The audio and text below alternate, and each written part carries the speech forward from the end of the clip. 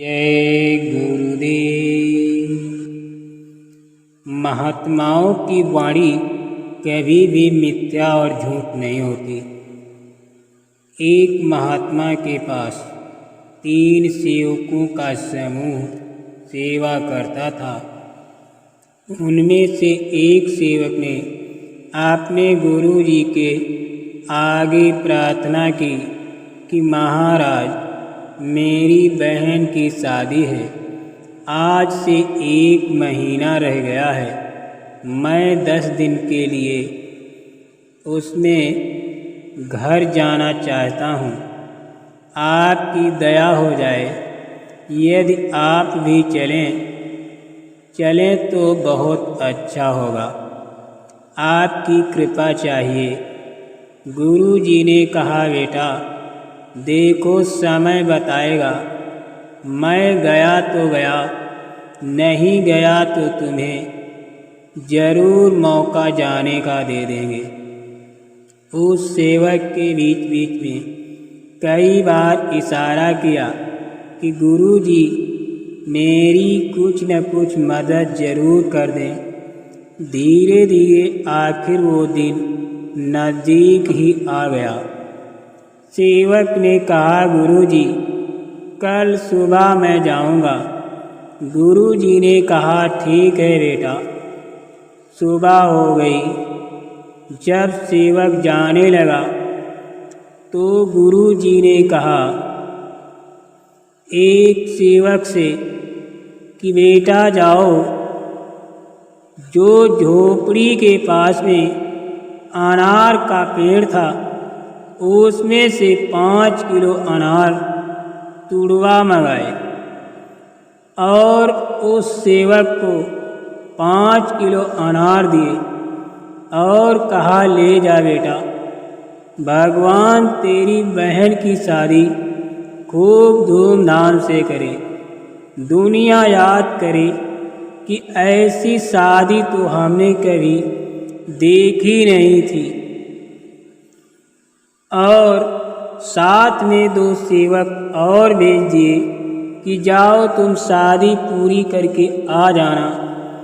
जब सेवक घर से निकले तथा लगभग 100 किलोमीटर गए होंगे तो मन में आया, जिसकी बहन की शादी थी वो एक सेवक से बोला कि गुरु जी को पता ही था कि मेरी बहन की शादी है और हमारे पास कुछ भी नहीं है, फिर भी गुरु जी ने मेरी मदद क्यों नहीं की। 2-3 दिन के बाद वो अपने घर पहुंच गए। उसका घर राजस्थान के रेतीले इलाके में पड़ता था। वहाँ कोई फसल नहीं होती थी। उस जगह के राजा की लड़की बीमार पड़ी। इलाज कराने वाले वैद्य ने बताया कि इस लड़की को अनार के साथ ये दवा दी जाएगी तो ये लड़की ठीक हो जाएगी। राजा ने मुनादी करवाया, यानी डुग्गी पिटवा दी कि अगर किसी के पास अनार हो तो राजा उसे बहुत इनाम देंगे। उधर मुनादी वाले ने आवाज़ लगाई, अगर किसी के पास अनार है तो जल्दी आ जाओ, राजा को अनारों की सख्त ज़रूरत है। इस प्रकार की आवाज़ पूरे राज्य में कर रहे थे। जब ये आवाज़ उन सेवकों के कानों में पड़ी तो वो सेवक उस मुनादी वाले के पास गए, यानी जो डुग्गी पीट रहा था उसके पास गए और कहा कि हमारे पास अनार हैं, चलो राजा जी के पास। वो सेवक मुनादी वाले के साथ, यानी डुग्गी पीटने वाले के साथ राजा जी के पास गए और राजा जी को अनार दिए। अनार का जूस निकाला गया और लड़की को दवाई दी गई और दवा से लड़की ठीक ठाक हो गई। राजा जी ने पूछा, तुम कहाँ से आए हो? तो उन्होंने अपनी सारी हकीकत बता दी। तो राजा ने कहा, ठीक है, तुम्हारी बहन की शादी मैं करूँगा। राजा जी ने हुक्म दिया कि ऐसी शादी होनी चाहिए कि राजा की लड़की की शादी है, शादी में कोई कमी नहीं रहनी चाहिए, क्योंकि महापुरुषों की बात कभी भी मिथ्या झूठ नहीं होती। सेवकों ने बता दिया था कि हमारे गुरु महाराज ने कहा है, बेटा ये अनार ले जा और तेरी बहन की शादी राजाओं महाराजाओं से भी अच्छी होगी। तुम्हारी बहन की शादी राजा और महाराजा स्वयं करने आएंगे। ये बात जब राजा को बता दी, तब राजा सब बारातियों को सोने चांदी के गहने उपहार में देने के लिए आदेश कर दिया। बारात की सेवा बहुत अच्छी हुई। लड़की को बहुत सारा धन दिया गया। लड़की के माँ बाप को बहुत ही जमीन जायदाद व आलीशान मकान और बहुत सारे रुपए पैसे दिए गए। लड़की भी राजी खुशी विदा होकर चली गई। अब सेवक सोच रहे हैं कि गुरु जी की महिमा गुरु ही जी जाने, हम न जाने क्या क्या सोच रहे थे। गुरु जी के बारे में गुरु जी के वचन थे, जा बेटा तेरी बहन की शादी ऐसी होगी कि दुनिया देखेगी।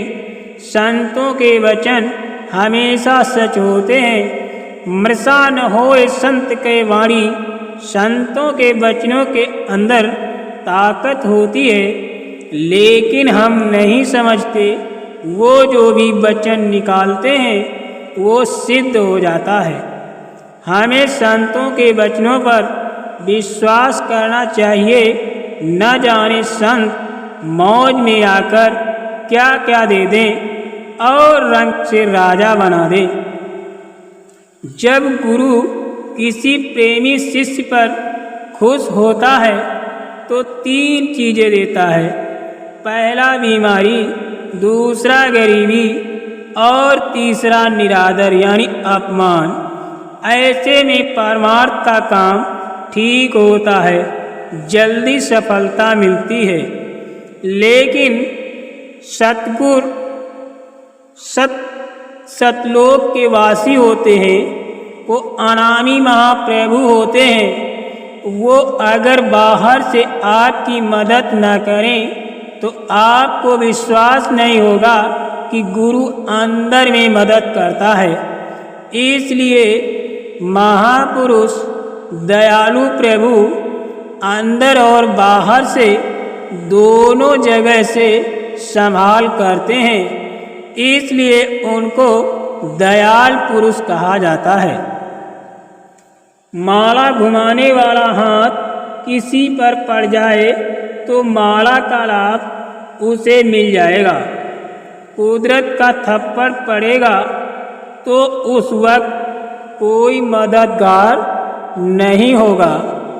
इसलिए समय से रहते वक्त मुर्शिद सतगुरु दयाल की शरण में जाने से सभी नरकों से छुटकारा हो जाता है।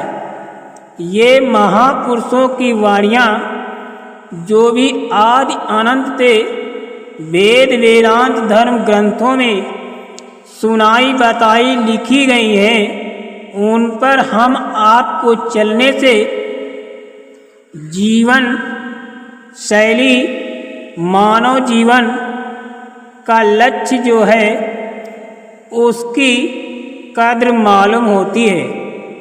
अगर आप लोग इस मानव जीवन को महात्माओं के सानिध्य में न लगाया तो अगला जन्म 84 लाख योनियों का मिलता है। ये महापुरुषों की वाणी है, कभी भी मिथ्या नहीं होती। जय गुरुदेव।